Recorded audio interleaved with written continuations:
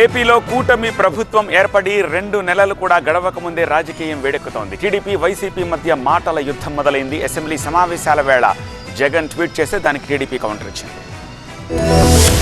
కూటమి ప్రభుత్వంపై అప్పుడే ఆరోపణలు విమర్శనాస్త్రాల్ని సంధిస్తోంది వైసీపీ. చంద్రబాబు ప్రభుత్వం ఏర్పడ్డ 50 రోజుల్లోనే అన్నింట్లోనూ వైఫల్యం చెందిందంటూ ఎక్స్ వేదికగా ఆరోపించారు జగన్. రాష్ట్రంలో శాంతి భద్రతలు క్షీణించాయని, అప్పుడే ప్రభుత్వానికి భయం మొదలైందని, తాము ప్రశ్నిస్తామనే భయంతోనే ప్రతిపక్షంగా కూడా గుర్తించడం లేదన్నారు. ఇచ్చిన హామీల్ని అమలు చేయలేక పూర్తి స్థాయి బడ్జెట్ కాకుండా ఓటాన్ బడ్జెట్ పెడుతున్నారని ఆరోపించారు వైసీపీ అధినేత జగన్.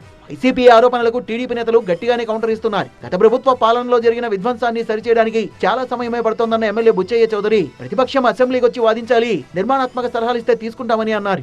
రెండోది ఒకటి, ఈయన చేసే అరాచకాన్ని రమ్మని అసెంబ్లీలోకి వచ్చి చక్కగా మాట్లాడు, నువ్వేంటో నీ భాగవతం మేము మాట్లాడతాం, నీకు ఆ దన్ను లేదు, ఢిల్లీ వెళ్ళి ఉద్యమాలు చేస్తాం, పొట్టి శ్రీరామ గారి లాగా అమర్న నిరాదేశాలంటే మాకు అభ్యంతరం లేదు, నీ ఇష్టం.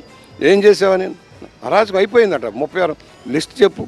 గత ప్రభుత్వం చేసిన తప్పుల్ని సరిదిద్దుతున్నామని టీడీపీ అంటుంటే శాంతి భద్రతలు దెబ్బతిన్నాయంటూ ఢిల్లీ బాట పడుతోంది వైసీపీ.